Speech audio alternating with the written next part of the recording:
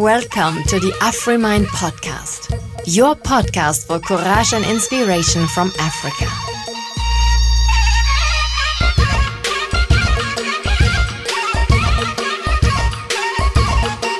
My name is Lena Wendt, and my vision is to tell stories that have the power to change your life.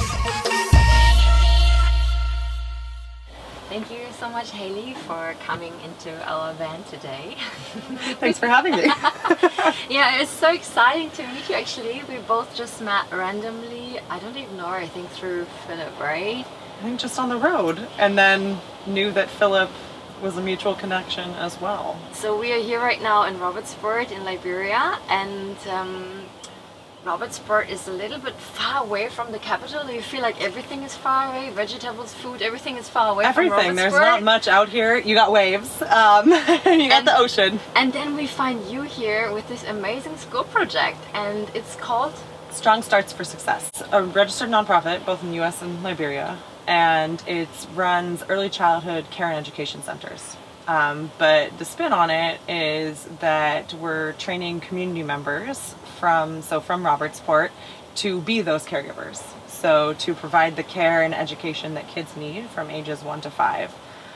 So we spent 3 months training them on everything you can imagine. And then the kids came in and we're running a childcare center during the days. So when parents need to go off to work or they need to go do their different things during the day, they have a safe, credible, quality place to send their kids. It's super incredible for me to see such a project here, because most kids that I know never went to school or not going to school. And then I see your school, and I mean, it's a high quality level. It's really it's an American or European system somewhere here in this village, right? Yeah. So how did that happen? How did that happen? I'm not sure. I ask myself every day. But I guess one of the main reasons I'm here in Liberia and thought about starting this project here was because of what you're talking about, the state of education here. So fun fact, not so fun, about education in Liberia is that Liberia has the most overage population of school children in sub-Saharan Africa, which means kids are at least 2 years or more older than what they should be. And that's because they start late, if they start at all. But why do they start late, and why do they not start at all sometimes? What's the problem? So the education here should be free. It's not. It's pretty expensive, even all the way out here. Even the government schools.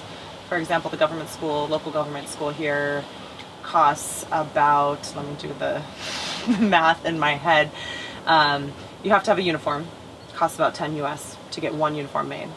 You have to have PE clothes. Again, about 10 US for those. And kids grow, right? So every few years, or if it rips, you got to get a new one. Uh-huh. All school supplies provided by the parents. Soap, cleaning products they have to bring to the school. To clean the school. To clean the school, yes. And then school fees. Even though there's not school fees, it's universal primary education is free. It's about 5,000 Liberty. It's not a small amount for each kid. Especially for parents, because parents they have more than one kid. They have more than one kid, and most people are living selling cassava leaves and fishing, right? Yeah. Your school, though, is not for free, but... So the education part is for free. There is a fee for the feeding program. So we provide 2 meals a day.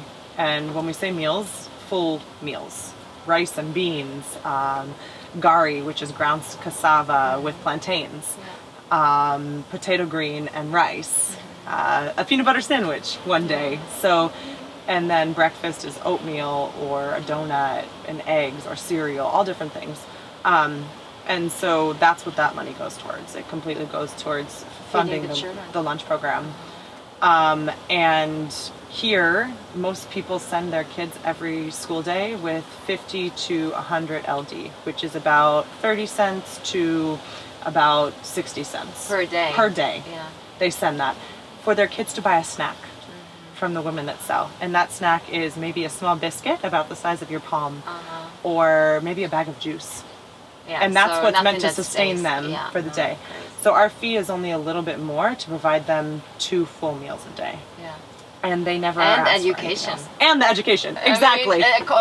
Nearly complete daycare, right? Yes. I mean, they drop the kids at which time? 7:45 to 3 o'clock. Oh, wow. From 5 which days a age? week. So 1 years to 5 years. Wow. But I mean, for me, it's super cool, like seeing you just by yourself, like an American woman zoomed into Robertsport, creating such a cool project. I mean, how did that happen? How did that dream even start? Like, Oh goodness, I have to rewind back quite a few years. So I studied abroad in Ghana back in 2010. Aquaba? Yeah. And I fell in love with the African continent, much just like you. The community around. I also had a chance to volunteer in a primary school while I was there, and seeing the difference in education that those kids were getting compared to what I had growing up struck me. And so I started to learn more, started to investigate what can I do, what can my place be in the world to do a little bit better, to make sure that everyone has a chance to study abroad and learn about different cultures and things like that.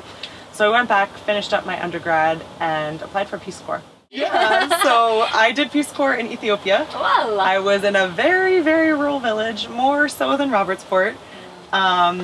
Whereabouts? I was in Ethiopia, so that's Okay, in the south, Dabub, I heard about Wolaita. it. So yeah, no, I was dirt road going down a mountain, hour and a half down a mountain. I lived in that valley. I was the only white person that those people had seen, unless For they'd how gone long? out of a little over 2 years, 27 months. That's what I just thought. I made a lot of Peace Corps in Ghana. It's a long time, Yeah. right? Over 2 years by myself in this little village. And in Ethiopia, there's no English. So learned the national language, then got placed in a village where most people don't even speak the national language. So then learned the language there. But all the while being at a primary school. And I was supposed to be training teachers, but the teachers didn't really want to be there. So I ended up teaching first grade English. And I created my own curriculum. Wow. And I found my passion. And that's so crazy, because let me dig there a little Yeah. bit. Because I met Peace Corps in Mali, I met Peace Corps in Ghana, and to be honest, I felt that often they're like young people, sometimes still naive, because we're all naive when we're young, Of because course. you need age and you need experiences. And then they get sent somewhere to teach someone else. So it always struck me, is that serious? Like, would an old farmer really need a 20 or 19-year-old Western American person coming to teach them? teach them? Like, So since I've been more in Africa, I don't necessarily fully believe with all the ideals of Peace Corps. Do I discount what it gave me and the passion it helped me find? No. But I also feel that I went in with experience in education. I had already been an early child care educator all through college. So teaching first grade, I'd already been doing stuff like that. wow, So no, there's definitely that issue that pops up a lot. But it's also what you make it. You know, So you found your own curriculum in Ethiopia. I made my own, yeah. Because So how did you start there? And after the 2 years, what could you see when you left? So I had first graders, which is the first year of school in Ethiopia. I had two classrooms. I had one that had 86 students and one that had 94. What? Yeah. Of first year of school. You as the only teacher? Me as the only teacher. Oh my God. English being their third language. And I was teaching the English class because it was split up by subjects there. People are very skeptical. They're like, how are they going to understand you? They're not going to be able to understand you. And I'm like, I know enough of local language to be able to communicate with them, but you also don't need it when you're teaching a basic language. Full immersion programs are all over the world. True. I had kids coming out speaking proper English, knowing all their colors, knowing how to count, knowing how to greet people. Wow. And so it was an amazing experience. I hope one day to go back and see where these kids are now. Oh my gosh, 10 years down the line. Oh. So they all should be graduating high school and deciding what their futures are. And I mean, I just had a little glimpse when I was younger. I gave extra school, like extra hours after normal school for some kids in the area, and I could see the seeds, you know, when you burn for something and you can spread the seed into someone that wasn't really affected by it before. But how this little change of perspective, this little love, this little more fun, this little more joyful playfulness can change into a passion and into, like, I mean, kids, they can develop so fast, like boom. So I imagine when you have like all these kids in front of you for 2 years, how much impact you have, at least on some of them. I mean, they will never forget you. 100%. No, yeah. And I mean, I've had some reach out on Facebook now that they're that age and be like, hi, Miss Haley, how are you? And I'm like, oh my God, look at you. I only remember a little 6, 7-year-old you. Aww. And now you look like an adult. So it's fun to see that. I mean, that's one of the joys of teaching and having taught around the world in different countries, is when those kids come back to you. When you have that chance encounter that's like, oh my God, I made a difference in this kid's life. And who would have thought, right? Like, I was just doing what I know how to do, what I love to do. But I'm just like, you as a woman in any country in Africa, all right? I mean, you're white.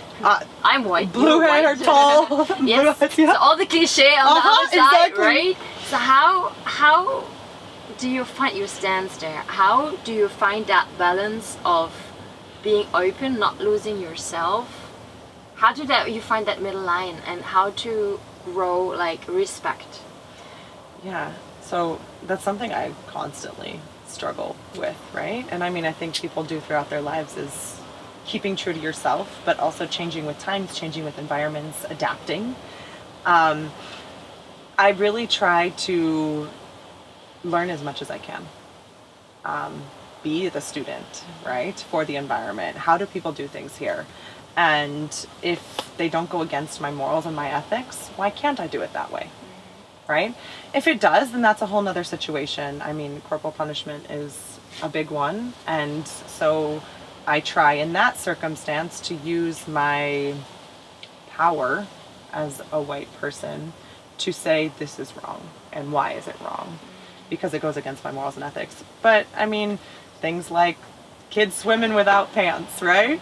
Okay, in the US you would never find that. But why is that harming anyone? No. So go with it, right? That's the culture here, right? They don't want to get their clothes all sandy and dirty, so let's take them off. We'll put them on when we come back out.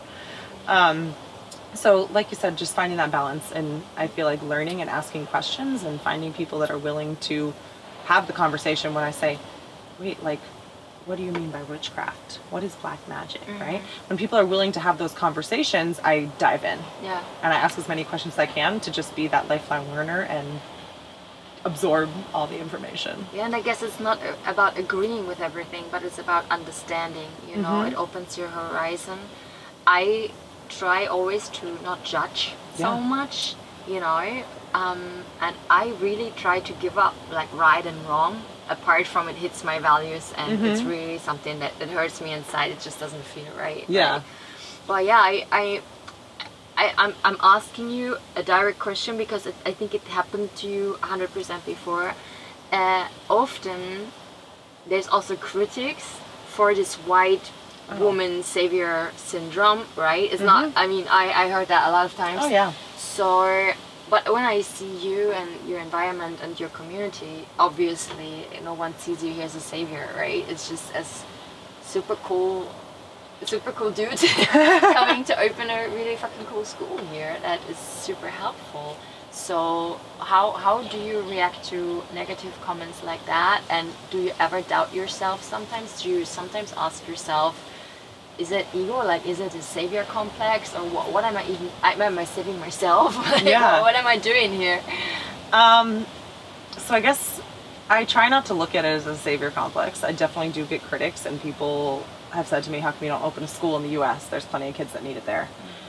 But to me, it's more about equity and like the difference in what I've seen there and what I've seen here. And so if I can make it a little more equitable for people around the world, and by doing it in a sustainable way where I'm training community members, I'm not going to be at the center forever. I'm not going to be the face of the center forever. I'm not even the face now. Yes, some people might think I am, but I'm not the one that's teaching the kids. I'm not the one dealing with all of those things. I'm doing the behind the scenes work because community members have been trained to do that hard work of training the kids and bringing up their community. So I think I try as much as I can to make sure it's community based and that people in the community are making the decisions. How much the feeding fee should be. When should we close school? What time do we need to be open for parents to drop them off? How should we handle the situation that came up with a parent? And so I'm really trying to let them take the lead and not have my face be as forward as much as possible. How do you finance your school? Right now it's completely by individual donations.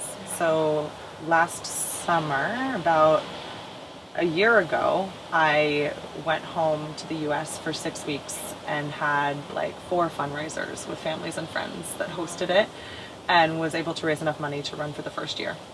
And so now we're in the process of asking those people to help us fund more in the next following year, and then soon, once we have some hard data to show the changes we've seen in kids and in the community, going to foundations and grantors and trying to say, hey, look at this change we could make. Would you be willing to help support us? So there's $20 that the parents pay as a feeding fee, and the donation money goes for renovation of caregivers' that. salaries. So they get a consistent salary, which is also not something that happens for teachers here in Liberia. They have a consistent salary. We have 2 cooks on staff who cook all the meals, so their salaries, and then all the materials that we need to fill the center with and the incidentals that come up. Materials like paper, crayons, pencils, things that go away over time as you use them. Also, we use a lot of local materials to make materials. We'll use rocks and write letters on them and numbers and have kids play with those. But sometimes you do need those, those balls that kids can throw and kick and play with, and those cost money too. So the donations also go towards those type of materials for the center. I visited your school and it was super cool to see like how mature the small ones are already, right? And how motivated your staff is. It was beautiful to see. And yeah, also your shells and your stones that you use, it's super, super cool. And the building, the old colonialization building that you're renovating into a really beautiful place. I have these things that I always ask myself. I mean, we are here and it's a bush. It's a bush, right? Yeah. Like it's all green, it's a jungle, there's like the kids that don't go to school, they chase like guana, crabs. And then I come to your school and I find things that I would also find in the kindergarten somewhere. And you were right, I find these staples that you have to put together, things you have to put through, numbers you sort, like, beautiful like little chairs and adventure signs and stair signs. It's like so lovely made. And my question always is that a necessity or what you have or is that a deeper necessity of your school, right? I don't know how to put it in good words, but like you give the kids something on the hand and you teach them something that the others don't get, right? This is what you're doing, but what is it exactly that you're doing? It's not that you bring them Western toys and things to play with, but what is it exactly you teach them that the others don't get, that don't join your school?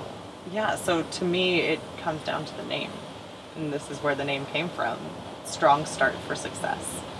I want their future to be successful. And in order for that to happen, you have to look at the whole child.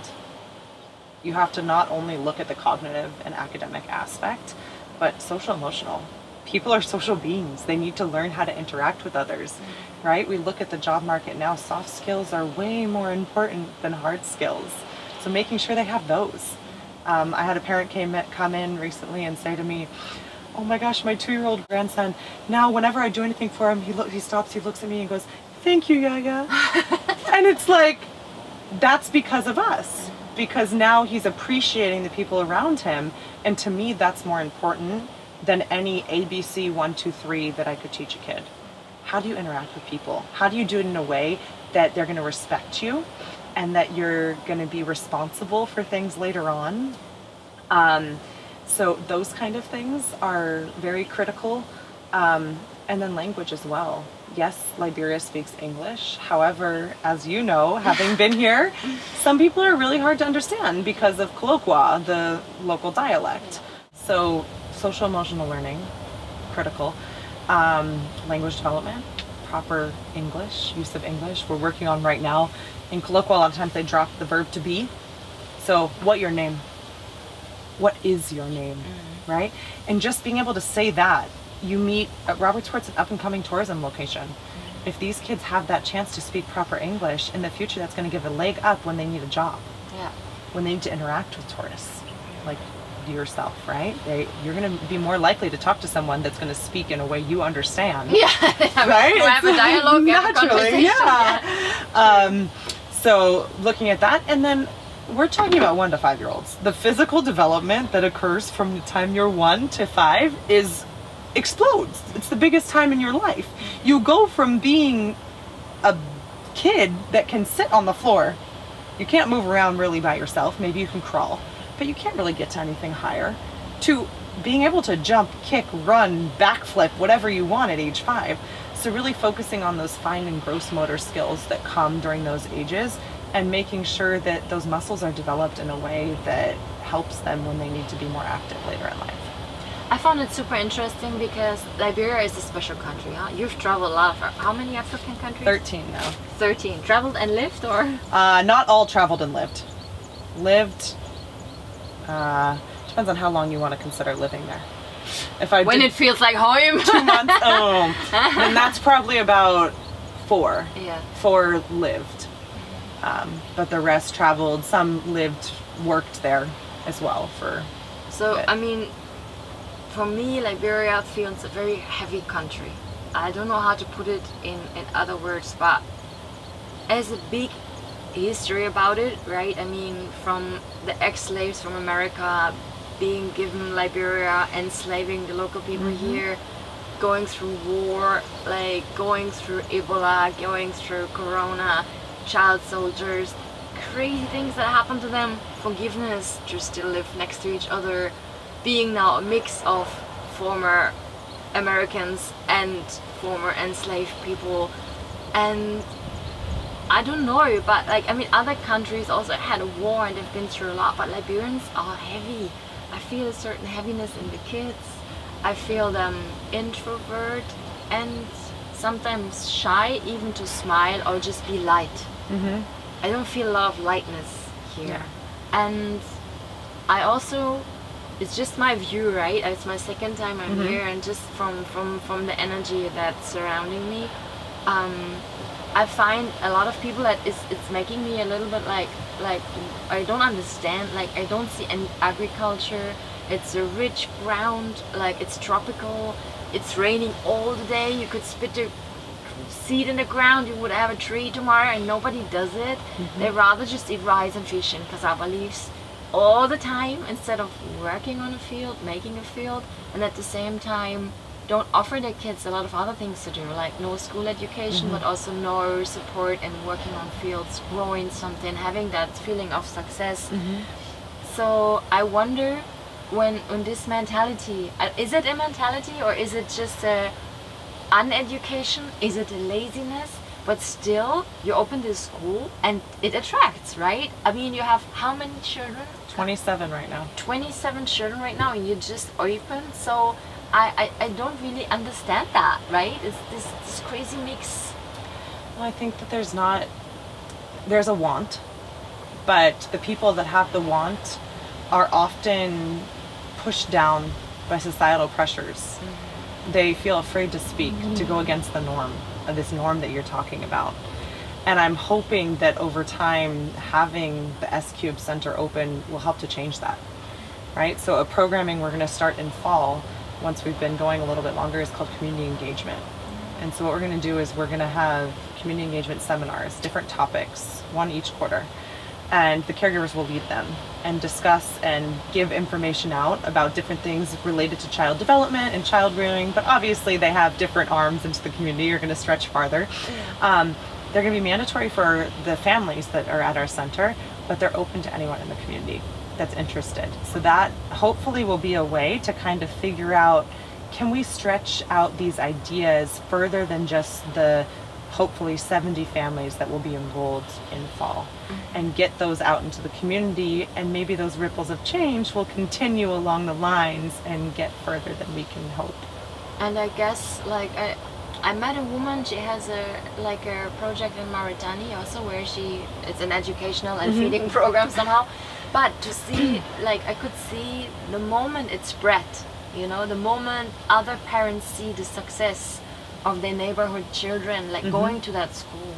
Suddenly everyone wants, right? And also the children by themselves say, I want to go to that school. I mean, a 2-year-old hardly to say that, but 3 or 4-year-old kids, I want to go there. Like, we have kids popping in the windows all the time being, I want to play with that. Can you let us play with that? Can you let us play with that?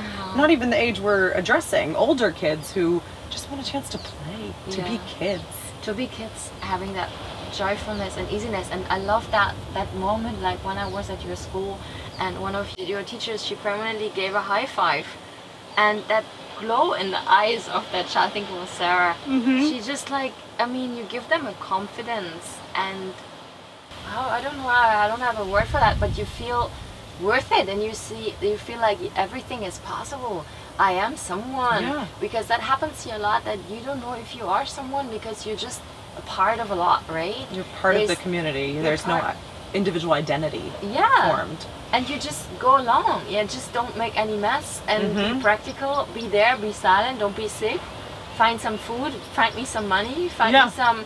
But don't have any extra wishes or anything, right? That's how I often feel. And now you put them in the middle, and you say, "Hey, Sarah, that was amazing." You name them, you address them, and you. Well, and that's part of the training that I gave these caregivers, is that kids are people, right? They're not something that you put into an education system. You turn it around, you put them through grade 1, you put them through grade 2, 3, 4, 5, 6, 7, and you spit them out the other side. No, that makes them nameless, unidentifiable people. They're kids. They have their own identity. They're full humans, and they should be treated that way. And so these caregivers have caught on to that, and they're starting to spread it. Some of them have older kids, and they're starting to teach those kids. And so that, like you were going back to what you said before, like that's something special I think that we give, is just that humanity to education, that it's not something that we put in the cog, we rotate the wheel, and you got your education, you're done. How did you find your caretakers? So I put out applications all around Robertsport, talked to a bunch of people about what the program was going to be, let them come in and ask questions, then an application process. So they applied, they sat for an interview, and I was asked multiple times when I was looking for applications, what are the qualifications? What do they have to have? And I said, nothing. I was like, they have to like kids and be willing to learn. And everyone was like, they don't need to have a bachelor's degree or this or that, this or that. And I'm like, why? What good is that, right? That's not this context. That's not what this context has. We want people that are rooted in the community, who care about the kids that live here, who live here themselves, know the issues these kids are facing, know the issues these families are facing. And so brought them in, and they were a great group. They had open minds. They asked questions when they don't understand something. It wasn't easy. I was going against a lot of what's ingrained in them culturally and from their education background, but slowly we're finding where that middle line is, right? Of what's best for children in general, and then what works for the community, and making that meet together. Do you still sometimes get culture shocks? Yes. Yeah. Oh my God, every day. I was without water in my house, so I'm connected to water and sewer, and I was without water for a week, and I was collecting rainwater.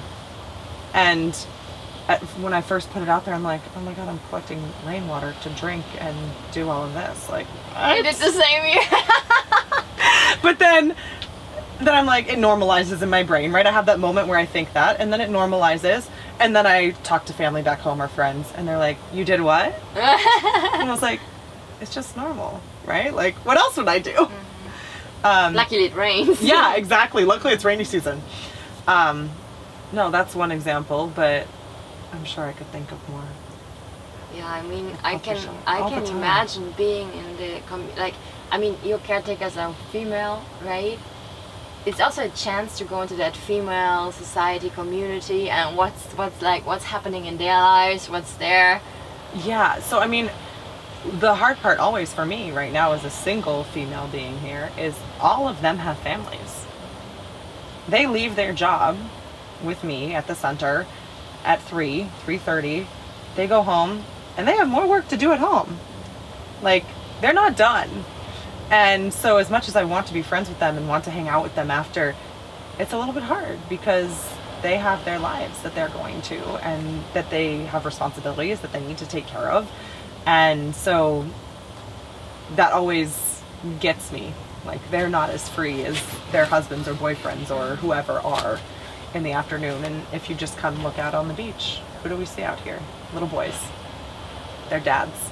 Not the girls. Their brothers. Yeah. The girls, the women, they're at home. And I mean, I'm used to it from Africa, but every once in a while, like you're saying, it gets to me. I can also imagine that's how I feel sometimes, that when I'm in a community that is not mine, I feel cool because like it's good and I want to learn, but at one point I'm also want to relax and maybe just also be me, you know, and talk about things that lately came up in myself. And sometimes it's interesting to talk to someone that does not come from my social background because it's really horizon opening. Like they say something as like, yeah, like it's good to look at that way, but sometimes also I feel like they have no clue what I'm talking about, right? 100%. Yes. So, which is alright, but I mean that's not why I'm here. But sometimes there's also a need, and you're really like the only one here, right? So like, I'm very lucky that people like you come through and I have a chance to have those conversations, and I cherish those moments because it does give me a chance to go back to those types of conversations and my English being more proper. Sometimes when I talk to people that visit, I'm like, oh my God, I'm sorry if I didn't say something right. I haven't had a chance to speak like this in a while. Because if I speak in proper English here, most people, they're not going to get me. So no, those opportunities I'm very lucky to have, but no, sometimes it can be a bit lonely, I guess is the word. And especially since I'm starting this all alone, like there's no one with me that sees the day to day. I'm the only one experiencing these things from the top. And so as much as I want to tell friends here and things, they don't fully get it. Like, this was my life dream coming to fruition. And like when things go wrong, it hurts me personally. And so it's just finding that balance and bouncing back from it and knowing that small little things are going to happen and you can get through them.